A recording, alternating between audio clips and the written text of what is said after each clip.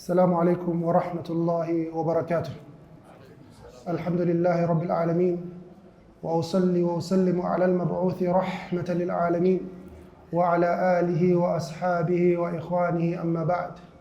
Allah subhanahu wa ta'ala, He says in the Quran, يحسبون الأحزاب لم يذهبوا وإن يأتي الأحزاب يودوا لو أنهم بادون في الأعراب يسألون عن أنبائكم ولو كانوا فيكم ما قاتلوا إلا قليلا لقد كان لكم في رسول الله أسوة حسنة لمن كان يرجو الله واليوم الآخر وذكر الله كثيرا ولما رأى المؤمنون الأحزاب قالوا هذا ما وعدنا الله ورسوله وصدق الله ورسوله وما زادهم إلا إيمانا وتسليما. أخواني في الله, we're continuing our lecture series regarding the history of the Mongolians in the 7th century of Islam, from the beginning at the time of Genghis Khan until they were defeated near the lands of Gaza. We are going to discuss this period of history that was a very difficult period in our history. Ikhwani fillah,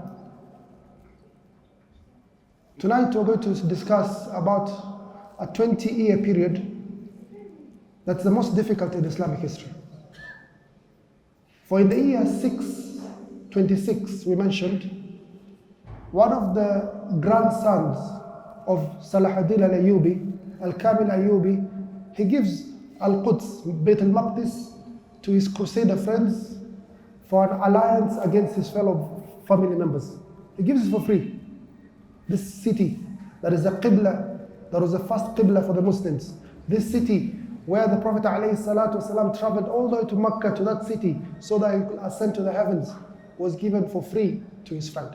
One of the greatest betrayals, something the Muslims struggled for 88 years to recapture back from the Crusaders, he gave it out for free. So we lost Bayt al-Maqdis for a couple of years. Number two, the year 633 of the Hijri calendar, we lost, until today we have recovered that city, the city of Qurtuba, the capital city of Muslim Andalus, one of the greatest, most developed civilizations seen by mankind. We lost the city of Qurtuba in the year 633.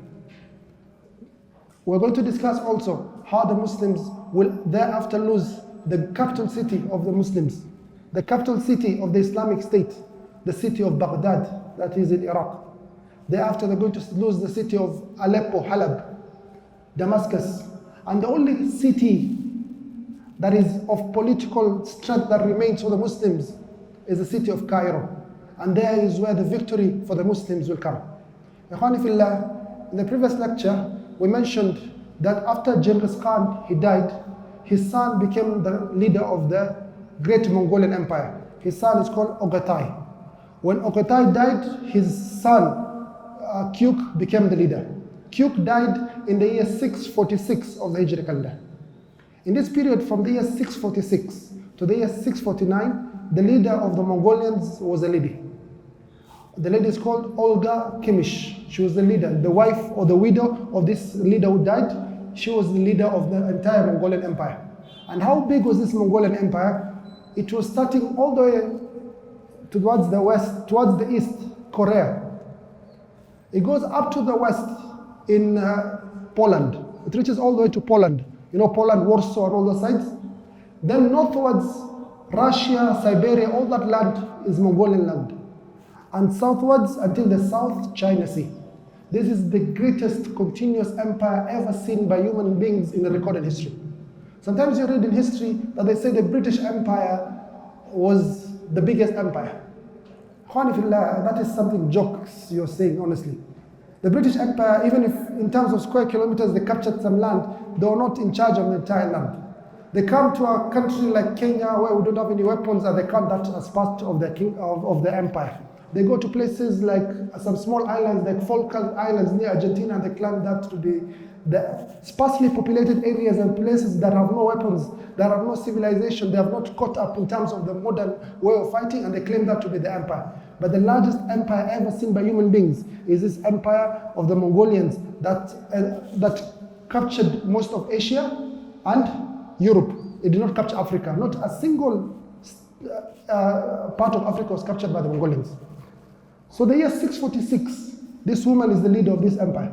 Of course, there's some issues the men will not accept. How can you be led by a woman, this great empire? So there's some divisions in the society. Then the year 649 of the Hijri calendar comes. One of the Mongolians is called Mongke Khan. Mongke Khan, the son of Tolui, the son of Genghis Khan. He's the grandson of Genghis Khan. So he goes to a place in Kyrgyzstan to meet his cousin, Batu Khan. Batu is the one who conquered Europe, we mentioned yesterday. So he comes to Batu Khan, we say a Kenyan joke, hi cousin, he says, hi cousin, he meets Batu Khan. So he says, it's not proper for us, the great Mongolians, to be led by a woman. Please support my family to take over leadership of the Mongolians. So they have a tribal meeting that's called a Kurultai. A tribal meeting called a Kurultai to choose the next great Khan of the Mongolians, the fourth Khan of the Mongolians. So he says the next Khan of the Mongolians is Mongke Khan. Of course, the lady who was leading should not accept this. And they had a small war or fighting. She was captured, she was kept closed after tortured, kept in a carpet and thrown into the river to drown, and she died. So the new leader of the Mongolians, in a most difficult period for the Muslims, beginning in the year 649 of the Hijri calendar, is this man called Mongke Khan. Mongke Khan is the son of Toli, the son of Genghis Khan. He is supported by three of his brothers. One of his brothers is called Bokhe. The youngest of all of them is called Bokhe. This Bokhe is with the leader in Mongolia to support him in governing from their capital city, Karakorum. The second brother, Kublai Khan, has been sent to China to conquer parts of China, the Yunnan, the Dali Kingdom, Vietnam, and Tibet. So he's focusing more on the east. And this other brother who remains, the one we Muslims hate the most from all of them, is called Hulagu Khan. Hulagu Khan. You have to memorize this name because this is one of the most hated people in Islamic history. The same way I saw some videos of brothers in Indonesia a few days ago, and I've seen it many times in the Western society. Whenever they see a video of Netanyahu on TV, they even break the TV. So the same way they have that hate for Netanyahu. By the way, for benefit, why do we say Netanyahu? Who knows? We separate his name. The Arabs separate his name. They say Netanyahu. Netanyahu is something dead, disgusting, filthy, the most smellest thing in Arabic. The Prophet ﷺ talks about tribalism. He says, "Da'uha fa'innaha muntina." It is something najis, something so disgusting and filthy. So we've given this man the name Netanyahu. The same way you hate Netanyahu, even more hate for you should be in your hearts for this man called Hulagu Khan. He was in charge of the western part of Asia, Azerbaijan and Iran, the borders, that land that is bordering the Islamic Caliphate. Are you together? So he's the leader of this area. So he's tasked, you have to conquer the Islamic lands, starting with the Dawla al-Abbasiyya that is based in Baghdad. Thereafter, you take the lands of Syria and Palestine. Syria, Sham is one land. Sham is Syria, Jordan, Lebanon, and Palestine. Take these lands. Thereafter, enter Egypt and destroy the Ayyubids if they are left, or the Mamluks at that time. So he's been tasked with this task of destroying the Muslims and erasing Islam for all of eternity. Type. Hanifillah, this man, with all his army and all the strength, he does not rush to attack the Muslims. Because the Muslims, Hanifillah, they have been a superpower for the last 500 years plus. They are not a simple society. They are a society that have a history, a civilization, a legacy. People fear the Muslims. When they hear the name of Islam and the Muslims, they shake in fear. So these people are superpowers. We cannot just attack the Muslims, especially the Khalifa. You've had the Khalifa in Baghdad. You've heard of Baghdad, the greatest city on earth. The greatest city on earth. The city of Baghdad. The city of Bayt al-Hikmah. The grandest library ever built by human beings. This is the city of Harun al-Rashid. This is the city of Al-Mu'tasib. This is the city of Al-Ma'amun. This is the city of Imam Ahmed ibn Hanbal. This is the city of Abu Hanifa, and so on and so forth. You cannot attack a city like that without planning. So he sets out to plan. Number one, Ikhwani Fillah, he prepares the infrastructure for conquering the Islamic State. the Khalifa. So he says, number one, all the roads from China towards the border of Iraq, all these roads have to be repaired and in good condition. So that when my army is crossing, I do not want any difficulties in crossing. Yes, there are mountainous regions like Tajikistan is very mountainous, Afghanistan is very mountainous, Iran is very mountainous. We'll walk around that. But we want every road repaired, fully ready for this great army of the Mongolians that's going to enter the land of the Muslims. Number two, with regards to infrastructure, we want all the rivers in these great lands, especially the river of Jayhun and Seyhun, bridges. We have to have bridges everywhere. And these bridges are going to be guarded 24/7, 365. Every day they are going to be guarded by a group or part of the army of the Mongolians. Number three, let us have carriages. We build vehicles or carriages or caravans that we can carry weapons and equipment so that if the Muslims hide themselves in their fortresses, we're able to besiege them, we're able to destroy their fortresses easily. So we need to carry all this equipment from all the way from China, because in China we have very good engineers. So we need to have great caravans. Number four, all the towns and all the places that this road passes, we have to have our soldiers in all those areas protecting this path. And number five, we do not want anyone to use this road until further notice. Why don't you want anyone to use this road until further notice? This road that stretches all the way from China to the border of Iraq, we want the grass to grow fully. We want this place to be green and lush, so that when our horses and our camels and our fighting animals come to attack, they have sufficient food. There are no vehicles during those days. With a vehicle, you need fuel. The same way with the horse, you need fuel. By difference, with a vehicle, if there's no fuel, you can wait. But with a horse, it dies. The Mongolians used to have at least, each soldier has like 3 or 4 horses. One person has like 3 or 4 horses. One is for his food. One gets tired, he uses another one, and so on and so on. So they can travel great distances. So this is with regards to infrastructure. That is the first of their plan, the 4 items they kept in agenda. Number 2, they said we have to form alliances. We have to improve on our diplomacy. The first part with regards to infrastructure, that is Ministry of Defense. Hulagu Khan is in charge of that. The Ministry of Defense, or the Secretary of War, or whoever terminology was given at the time. He's in charge of that. The second one is diplomacy. I, as the Khan, Mongke Khan, I take responsibility for this. King Louis IX had launched the 7th crusade against the Muslims in the year 647 of the Hijri calendar in the land of Egypt. But he was defeated by the Muslims in Mansoura and in Dimyat, and he was captured. And they paid a great sum of money to ransom him, and he went back to France. But the hate for Islam still remained in his heart. So he writes a letter to Mongke Khan, all the way from France to Mongke Khan in Mongolia, asking him to form an alliance so that they can fight the Muslims. Once again, he never asks to give justice for all the Christians that are massacred by the Mongolians, for their hate for Islam is greater than their love for their fellow people. وَلَن تَرْضَ عَنْكَ الْيَهُودُ وَلَا النَّصَارَ حَتَّى تَتَّبِعَ مِلَّتَهُم. Allah subhanahu wa ta'ala says that they will not be pleased with you, they will not be content with you until you follow their ways. And even if you follow their ways, they're not still content with you.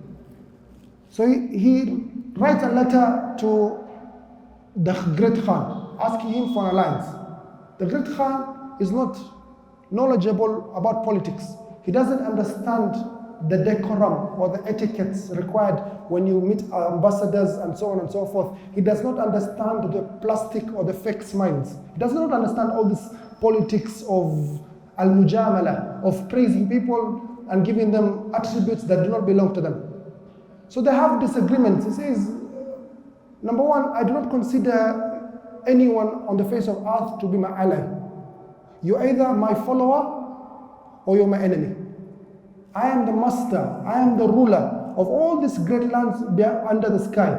I do not consider anyone on this planet to be my friend. You're either my follower or my enemy, and I am your master. You have to accept this. So they had disagreements with regards to these terms or whatever, and the discussions they broke. This was year 651 of the Hijri calendar. Then he learns from his mistakes, the great Khan. He calls another man, I forgot his name, the king of Armenia. So the king of Armenia comes. Armenia, we said, is north of Azerbaijan. It is a Christian kingdom, one of the oldest Christian kingdoms in history, still present till today.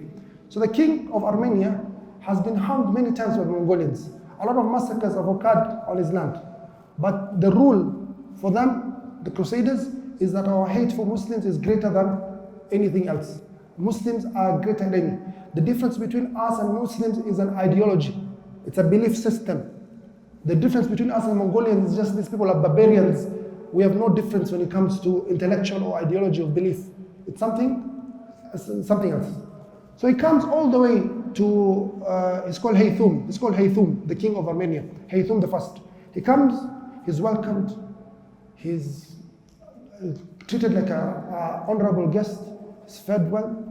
And he says, "Oh great king, oh great Khan, I have come to be your follower." He speaks the language that the Mongolians wanted. So the Mongolians really welcome him. They say, "You're a great king, you're a great man, Haythum. We'll give you whatever you want." Number one, whatever personal wealth you have, no one will touch your personal wealth. All the lands that you own, all the animals, all the castles, no one will touch this, will protect you. Number two, all the taxes that will be charging your churches and your monasteries, we're not going to charge any more taxes to your monasteries and your churches. Take that into account.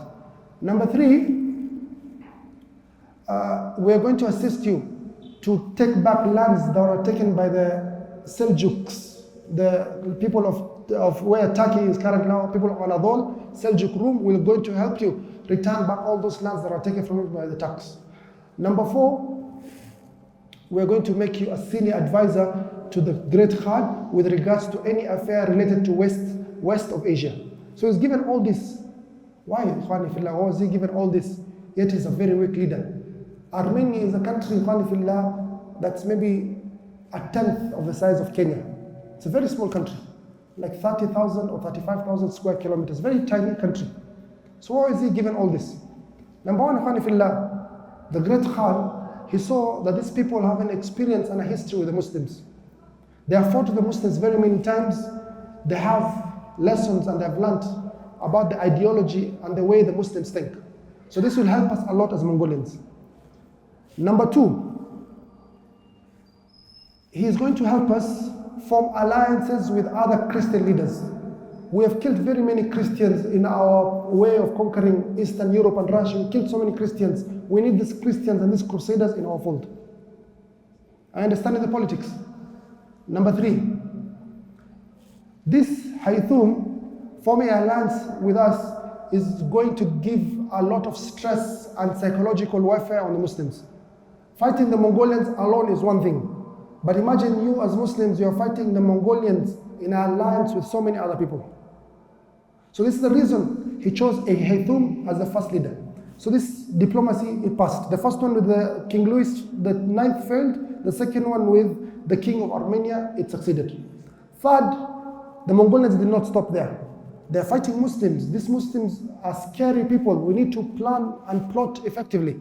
So they send some envoys all the way to the lands of Asham, the land of Lebanon, the land of Syria, the land of Palestine, and there in that part of the world, there are some small kingdoms, crusader states that remained that are not yet liberated by the Muslims. The Muslims did not free these lands.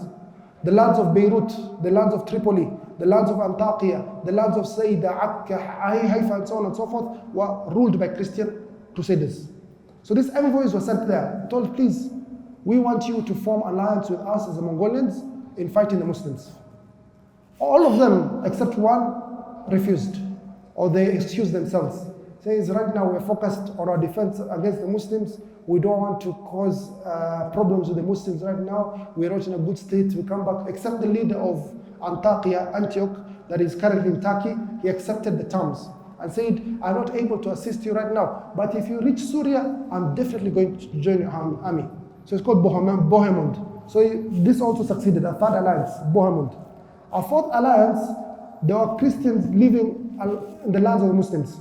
If you look at our history as Muslims, we have always been living well with these people who are not of our faith.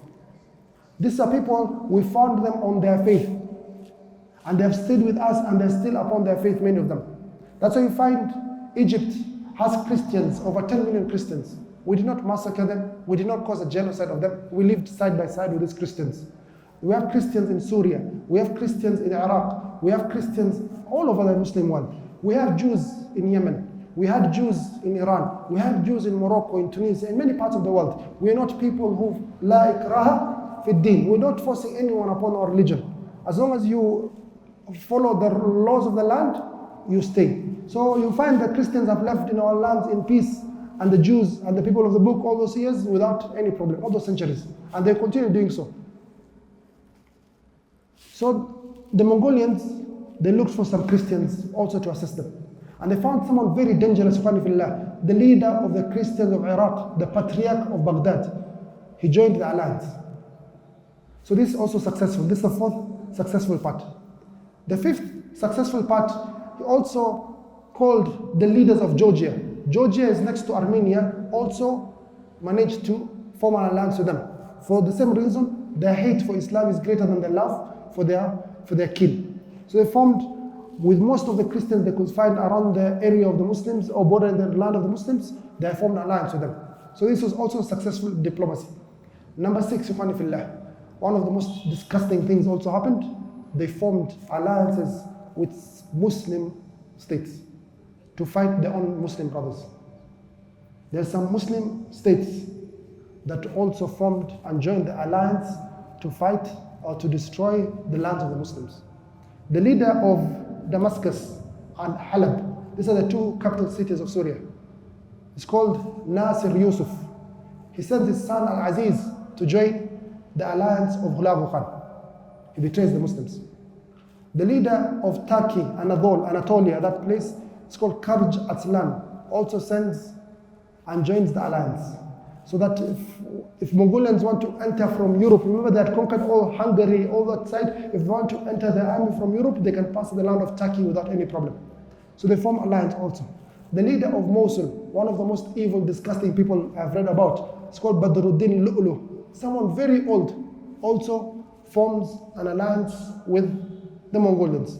The leader of Hims, one of the cities of Syria, it's called Ashraf al-Ayyubi. These are grandchildren of Salahuddin al-Ayyubi.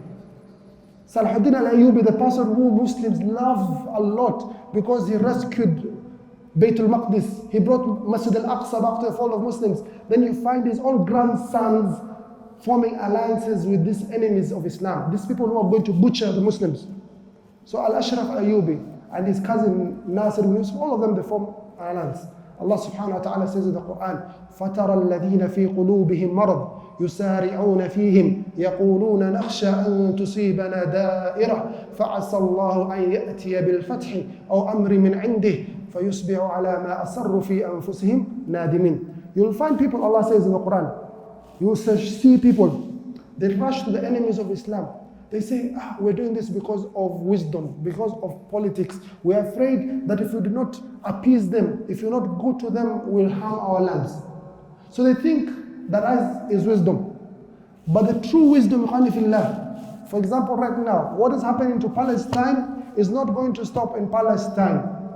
They had that meeting in Qatar a few days ago. The leader of Qatar, he said the following words. He said, we have heard the Prime Minister of Israel saying the following words, that he will change the Middle East, that this will not stop in Gaza. He has reached that level of arrogance that he is not hiding his intentions anymore. That every area of the Middle East is within our reach as Zionists, as Israelis. So the thing that's happening to Gaza will also happen to all the lands that they wish to plot. It's not their end game. They have a greater plan of a greater Israel, as you're all aware. Right. So all these people, they form an alliance. So this is the second part with regards to diplomacy. Hulagu Khan is very successful. The third part, or the second part, I've forgotten one part. They form an alliance, with one of the greatest betrayers in Islamic history. A man Muslims even hate to mention his name. The Prime Minister of Iraq, the Prime Minister, the senior minister in the Islamic Khilafah, Al-Alqami. Mu'ayyiduddin al-Alqami. This man was a Shia. He's from the Shia Ibn Ashariya. People who hate Islam. They hate Abu Bakr, they hate Umar, they hate Uthman, they hate the mothers of the believers, they hate Aisha radiallahu anha. This person who had a lot of hate and jealousy of how the Ahlul Sunnah had achieved, he was also part of the alliance of the Mongolians. And he's one of the main reasons that the Muslims fell into the despair and the harm that we're going to discuss in the forthcoming lecture. So these are the three that succeeded so far. We've talked about infrastructure, diplomacy. Number three, this alliance, yes, the diplomacy and the alliance. Number three, they started something called psychological warfare. Before, you fight an enemy, you have to demoralize them. You have to demotivate them. You have to make them look weak and make the enemy look great. Are you together? And this is a big sin, never do such a thing. Never put the enemies of Islam on such a great pedestal. You say, they have the greatest planes, they have the best technology, they have AI. What do you Muslims have? You don't even make your own slippers, and so on and so on. It's not correct. It's not the correct way. So they started something called psychological warfare. For this, they employed some evil munafiqun from amongst the Muslims, people of poetry, people of qasas. So the poets, they start spreading information and their poetry amongst the population of the Muslims. They say that this Tatar, these Mongolians are the Ya'juj or Ma'juj. You cannot fight the Ya'juj or Ma'juj. They say that these Mongolians, the woman is stronger than even the men. The woman soldier from the Mongolians is even stronger than the men. These Mongolians, their horses, when they're ridden, it burns, it causes the lands to cause fire. And all this also scares the Muslims a lot. No one can fight the Mongolians. The people receive news. The people give news to the Mongolians. Mongolians do not give news to anyone because they destroy everyone, and so on and so forth. So psychological warfare through poetry and through these people. Number two, they also employ Muslim writers to send letters that threaten the Khalifa. We're going to destroy you. We're going to do this to your family. We're going to do this to your relatives. We're going to, and so on. Letters that are very eloquent, written by the best Arabic language, the balagha. So that also causes fear. And these letters are also read openly in public squares, in mosques, and so on and so forth. Psychological warfare continues. Number three, they attack caravans and they cause an embargo of the land of Iraq. Like the same way they did in Gulf War 1 and Gulf War 2. They caused an embargo of Iraq. So no food, no merchandise, no trade can enter the land of Iraq. So this was a way of causing a psychological warfare. And number four, they cause random attacks so that they can make them busy in unable to protect the land. This also tires you every time you hear that a part of the land of the Muslims has been attacked. You go rush there to help them, to give them medical aid, then you hear another part has been attacked. So this happened, psychological warfare. And number four, ikhwani fillah, number one we said was infrastructure. Number two, we talked about diplomacy. Now, number three, we talked about psychological warfare. Number four, I have forgotten. We can forget sometimes. I'll remember later, inshallah. Why are you laughing? People can forget. So, Hulagu Khan fillah, he prepared for 5 good years on how to conquer these Muslims. He formed his alliances. He took all the asbab of Nasr. Allah subhanahu wa ta'ala, he says in the Quran, لو أرادوا الخروج لأعدوا له عدة ولكن كره الله بعاثهم فثبطهم وقيل اقعدوا مع القاعدين. If you Muslims truly want to give victory to the deen of Allah Azza wa Jal, if you want to really save those Muslims in distress, the ones that are oppressed, لأعدوا له عدة, you will have prepared yourself. ولكن كره الله بعاثهم, but Allah hated for you to perform this ibadah of nusra of your fellow brothers. فَثَبَّطَهُمْ, he made you heavy, he made you lazy, he made you stuck to the ground. وَقِيلَ قُعُدُوا مَعَ الْقَاعِدِينَ, it was said to them, sit and be like the people who sit.